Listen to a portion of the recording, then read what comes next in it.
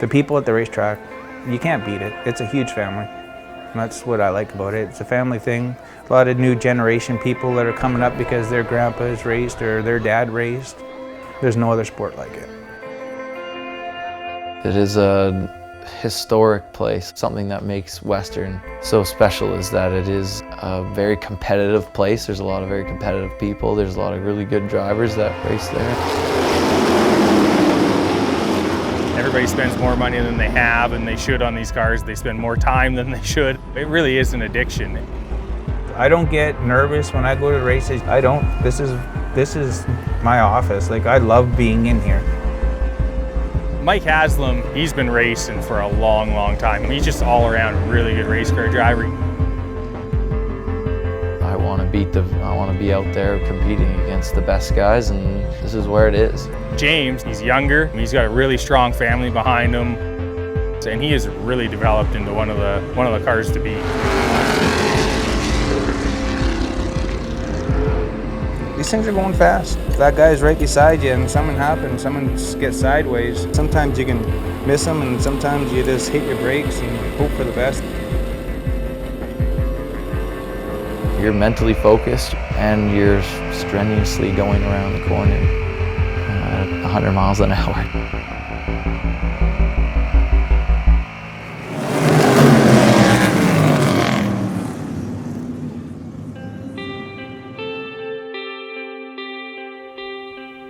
Miller Family Racing, it's not just a team, it's a family that we are. That was my grandpa's car. When I turned 18, he said, "Do you want to drive it?" And I said, "Oh yeah." Finally moved to this, and it was pretty much a learning process all over. Relearning how to not only just race the car, because they're so powerful and so twitchy, and you have to be very smooth, and your points where you roll off the throttle and get on the brake. If you miss it by like a half a millisecond, you've completely screwed up the corner.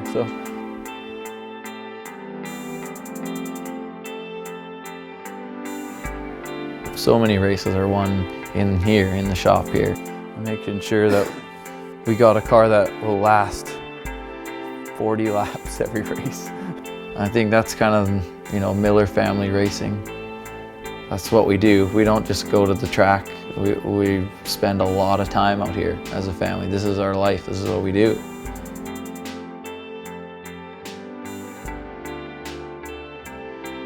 The actual driving part is a very small amount, and you're just kind of the guy that gets the glory.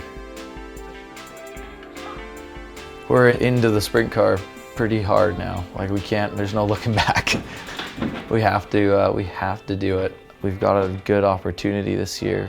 We've got the backing in the crew. We've got the equipment to do it, and I know that I can do it.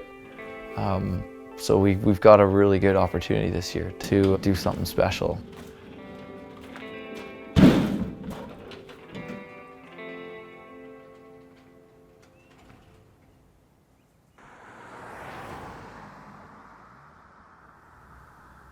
It's still a good tire. Like, I'm gonna use it we're gonna probably put it back on down the road. Yeah. So we need to save it because it's only got one race on it.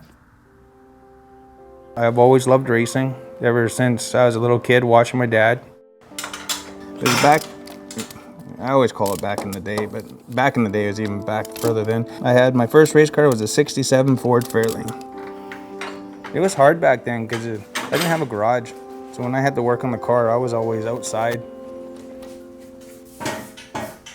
Right from the beginning, I did most of the work myself, and that's what my dad taught us. He goes, if you want to race, you need to learn how to work on them.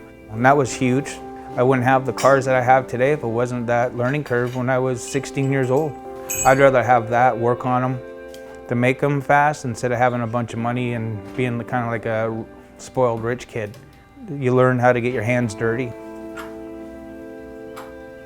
For me now, I've been very fortunate that every vehicle that I have put my butt in, I've won in. To go out and to win, there's nothing like it.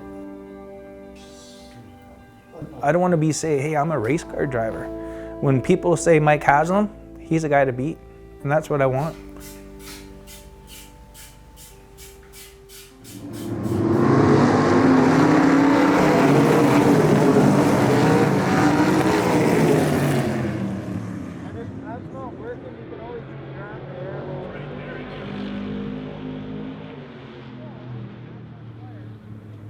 I think driving these cars is pretty tough. The sprint car, they're so violent, there's so much G-force, there's so much speed. You're trying to be perfect every lap. You're trying not to give anything away. You're trying to hit your marks.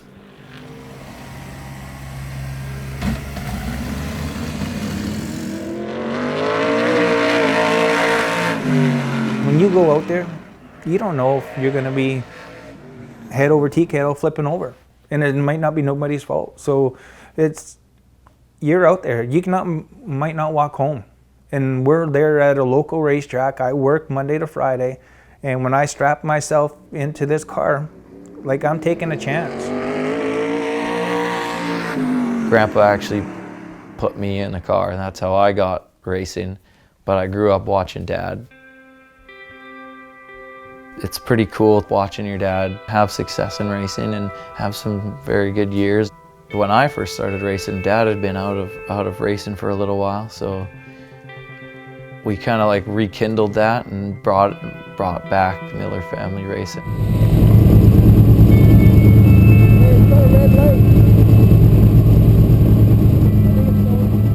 My dad had a sprint car as well, same as mine. We went down to Wenatchee with both and have some fun, turn some laps.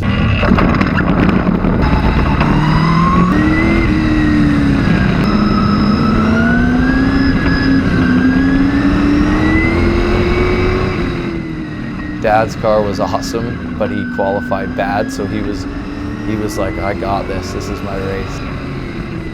As we went into 1 and 2, I moved up to the outside, right behind him. His right front tire clipped another car's left rear tire, and it catapulted the car, flipped him over the top of the cage, hit the wall. I could see that Dad's car was sitting on the track. I was like, come on, Dad, get out of the car.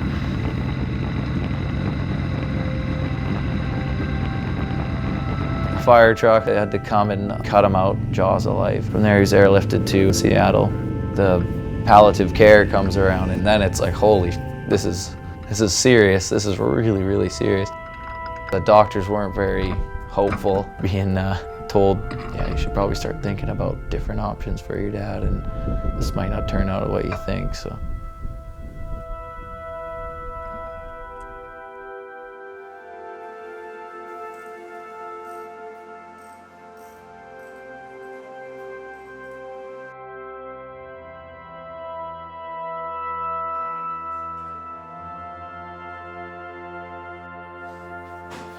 He has those moments where he's frustrated and he doesn't understand what's going on.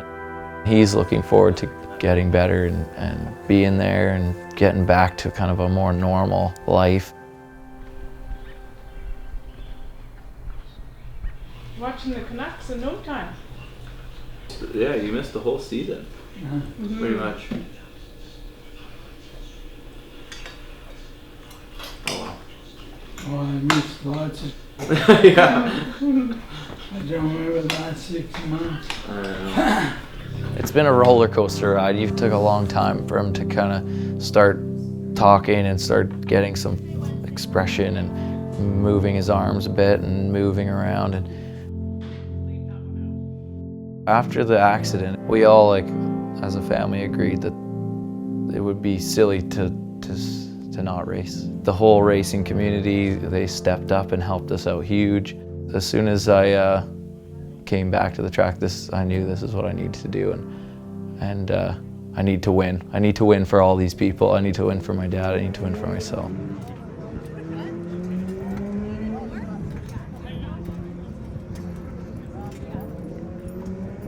When I started racing the sprint car, there was Jeff Montgomery, Guy Barrett, Michael Haslam. All those guys I grew up watching. You know, I came to the track and they were racing there. They were the guys to beat at the time. And so everybody kind of was racing in this one class, and it was super competitive, and it was like, I gotta get one of those. I gotta go race with these guys, because I gotta see if I can stack up to them.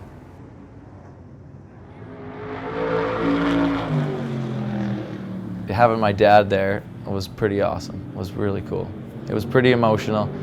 I think everyone knew Dad's he's a tough guy. He's gonna pull through. He's gonna be there eventually. So I think everyone kind of knew. Everyone was hopeful for it.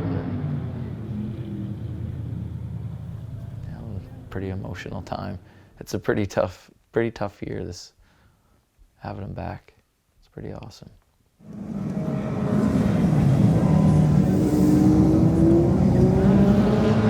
You're gonna probably want to take a turn out of it. Yeah. Yes, we are. Yeah. We gotta try something. Oh yeah. Till we get this. We talk, we make decisions, and then I make the last decision, but we all sit here as a team and we figure it out, and somebody will say something, just like my dad said, let's just try it, we'll just die by the sword, live by the sword type thing, and we'll just get the best finish, come home in one piece tonight, and we'll come and test, and we'll go over the car and test and find all the gremlins that we have right now. But the guys that I have, you can see here, they're all here for me, and they're here for this car to be in Victory Square, so we'll do whatever it takes. The race ain't over. So we still got some time here to figure out the final adjustments, and that's what I like about these guys. Actually, I love them because they're here for me, so I don't have to double guess when I get in the car, because they know they're doing what's best for the race car, and the best is for me too.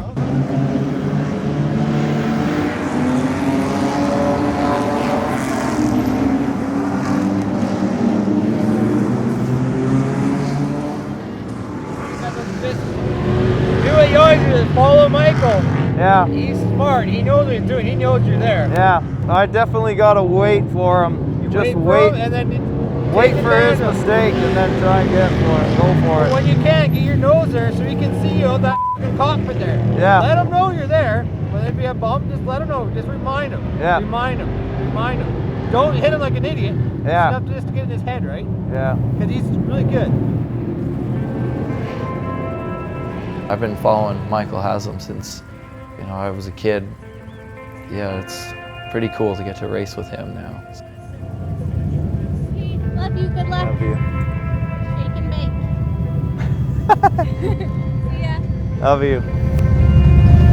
Got this, man. Pace. Smooth on the throttle. Patient. Counts on your opportunities. You are better. We're going to move on with the final main event. For the Ridge Swap Reynolds Mohawk 9 sprint cars coming up to finish off the night for Vapor Solutions. 7th races here at Western Speedway.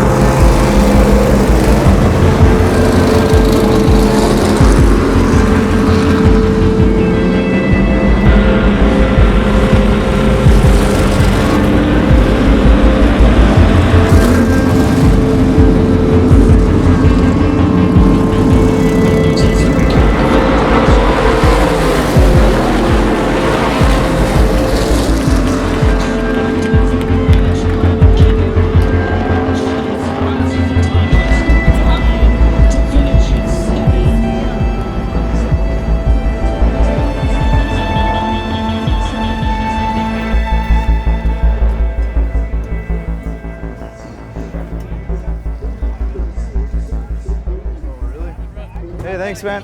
Oh, let me out, let me out. Thanks, buddy. Nice race, man.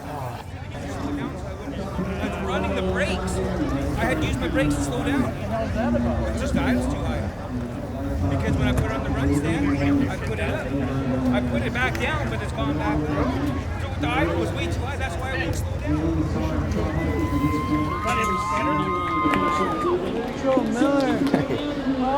Did it, right? He did it. It wasn't a win, but It actually is a bit of relief. To park it on the front stretch, even though it's third, it's not first,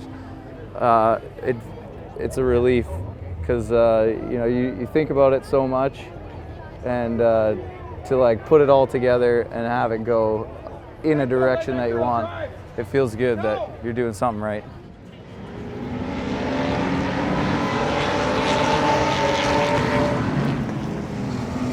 That's what I do this for, is the competition. To outdrive somebody, to outthink that person, or to do a move on somebody that people wouldn't think that it could be done.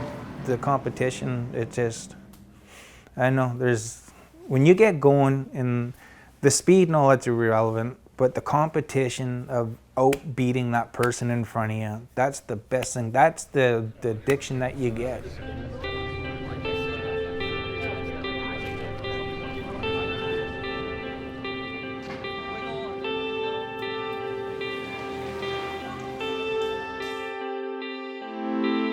Driving down to the races on a Saturday afternoon, start to get those butterflies, and you're like, this is awesome. Nobody else gets to feel this way, and what I'm doing is pretty cool. My car feels awesome. Yeah, we just a few little tweaks, and yeah, we're good. Mostly driver tweaks. I just got to drive it properly, and I'll be fine.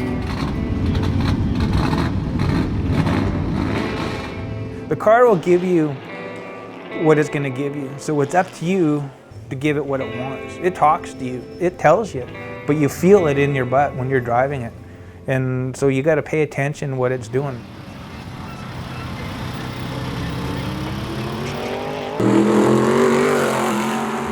This car is so far off.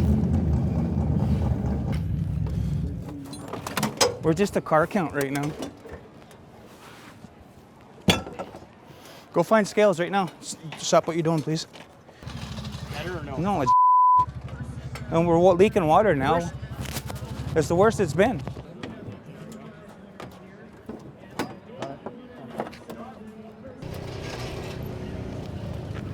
Get out of the water. Frustrating. Let's get them under. Oh, you gotta. There's one trophy that I would really, really like to win as my grandparents. To get my name on the Jim Lorraine Haslam trophy. My brothers won it, my dad's won it. We only get to race for it every so many years. So when you have the opportunity, you got to take it.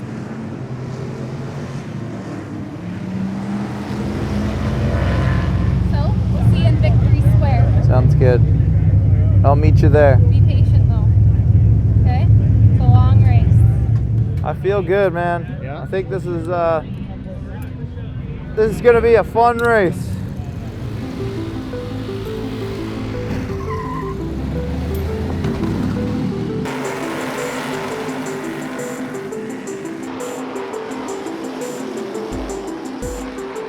You get in the car and your body's all tensed up and your body's juiced up with adrenaline, and you're trying to focus on how to not only hit your marks but not crash into the guy who's 1 inch away from you.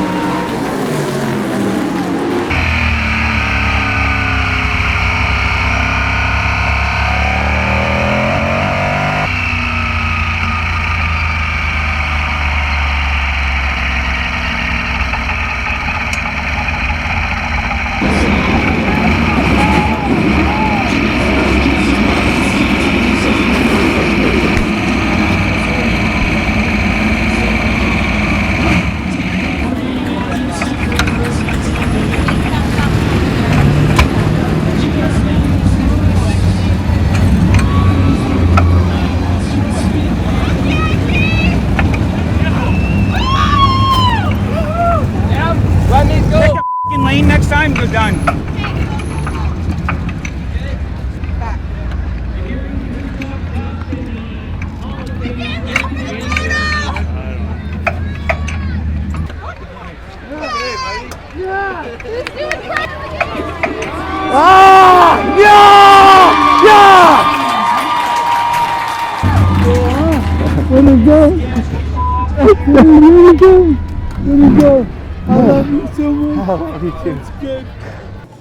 Me, when I gave you guys thumbs up, I knew we had a fucking good car. Start screwdriver. Huh? Oh, if he didn't fucking drive like that, he's done. I'm fucking done being a nice guy around here, man.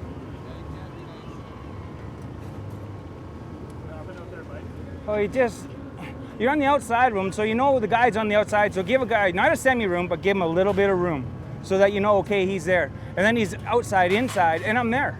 And he gets sideways, and then I'm trying to still be on the outside, and I jumped his right front wheel.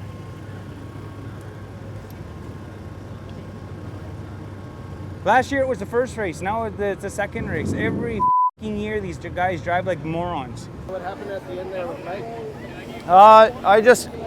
I definitely didn't give him a lane to race in. I knew that he was really fast, and if I give it to him, I'm probably not going to win the race. I did it 3 times last year. I gave it to him, and I lost all 3 of those races, so he finished in front of me. So yeah, I had to do it to get one. And yeah, I don't think he's going to be too happy, but it's racing. You know, we all do it. He's done it to me. He's done it to countless times in his career, and I think it's what we do.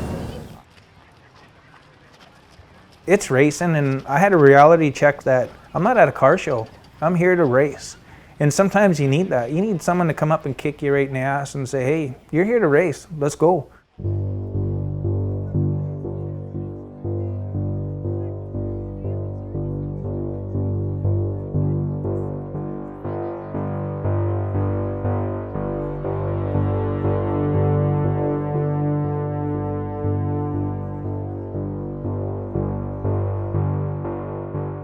Winning last weekend was pretty huge.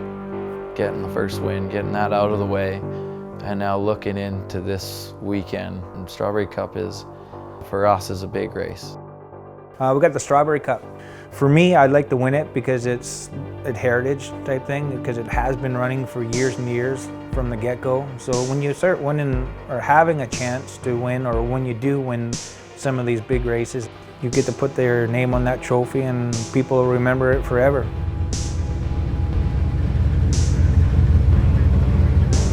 Watched him race modifieds with my dad. Watched him race dwarf cars, sprint cars, everything. And being able to be out there racing with him and causing some drama, that's pretty fun too. People are going to be up on the wheel, so that's when we just got to make sure that we're up on the wheel so we don't get snugged like we did last race.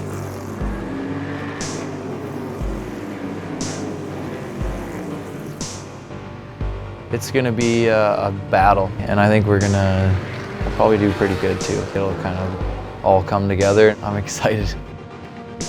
It's going to be tough. The competition in this class, it's good. Get underway with the Richlock Reynolds Will Rock Non-Wing Sprint Car Main Event. Richlock Reynolds Sales and Repairs has 2 locations in Langford and Sydney. So again, Danny Matthews will lead the field to the green. Chris McInerney to the outside of the front row. Then it's James Miller, Wade Heckford, Jeff Bird, Brad Almond, Mike Schott, Jared Heap, Mike Haslam, Greg Sagmon, Brandon French, Chris Bolio. Caution lights blink out, and we are racing for 35 laps. Into turn number 1, they all file down. Danny Matthews leads them with McInerney on the outside. Down the back straight they go. James Miller now looking to the outside of Chris McInerney for second as Brad Almond trying to check out in the field in the 98.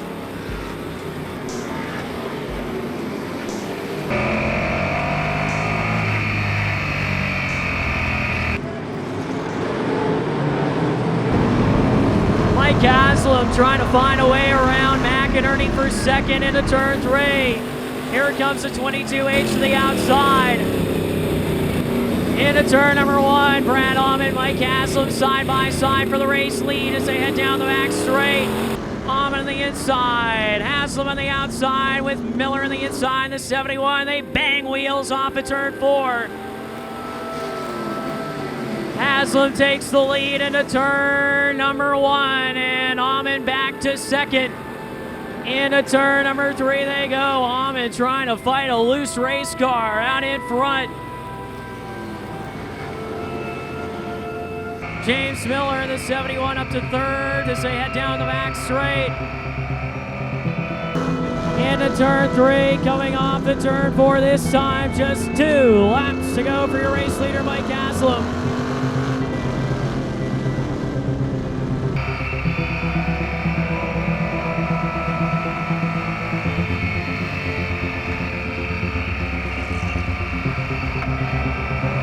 Off at turn 4 this time. The white flag is in the air for the 22H. 1 lap to go.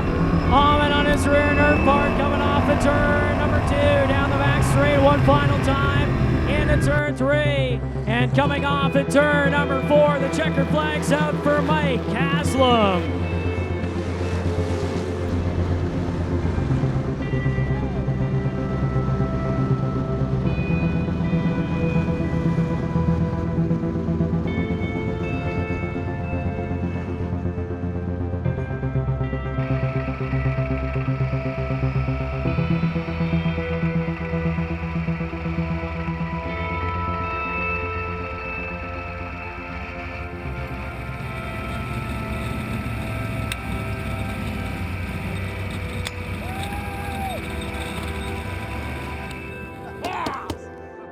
Give me 5, guys. Come on. Don't forget autocom. Hey, don't forget autocom. Procom.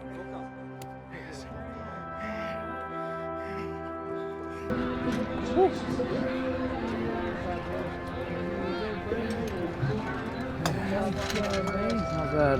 Very good.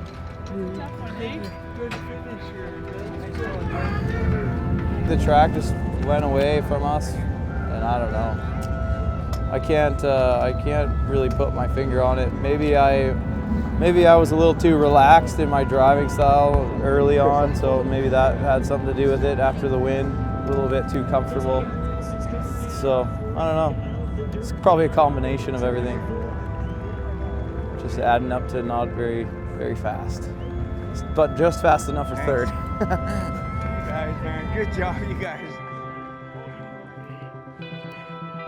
Nicely done, bud. You did everything you could. You're just a little loose entering. That's all. James Miller brings home third tonight for the Strawberry Cup. And I love sitting in a race car. I love driving. It's what I love to do, and you work hard at something, and it's just like anything in life. It pays off, hopefully, in the long run when you put the time in. I do think about the next season and how tough it's going to be, and how this may be the last hard swing I could take at a championship for a few years. We'll see what happens. I mean, we got good equipment. Anything's possible. We'll find a way to make it work next year.